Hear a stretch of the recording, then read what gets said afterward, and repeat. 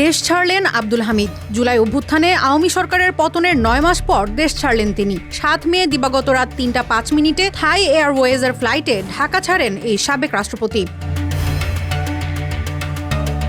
শাহজালাল আন্তর্জাতিক বিমানবন্দরের দায়িত্বশীল একটি সূত্র তথ্যটি নিশ্চিত করেছে। সূত্রমতে গভীর রাতে থাই এয়ারওয়েজের TG 340 ফ্লাইটে ব্যাংককের উদ্দেশ্যে ঢাকা ছাড়েন আব্দুল হামিদ। রাত 11টার দিকেই তিনি শাহজালাল আন্তর্জাতিক বিমানবন্দরে পৌঁছে যান। এরপর ইমিগ্রেশনে প্রয়োজনীয় যাচাই বাছাই শেষে দেশ ছাড়ার সবুজ সংকেত পান আব্দুল হামিদ। আওয়ামী সরকারের সাবেক এই রাষ্ট্রপতির বিরুদ্ধে অন্তত একটি হত্যা মামলা থাকার তথ্য রয়েছে। গত 14 জানুয়ারি কিশোরগঞ্জ সদর থানায় তার বিরুদ্ধে এই মামলাটি দায়ের হয়। এতে আসামি করা হয়েছে শেখ হাসিনা, শেখ রেহানা, সজীব ওয়াজেদ জয়, সাইমা ওয়াজেদ পুতুল, ওবায়দুল কাদেরকেও।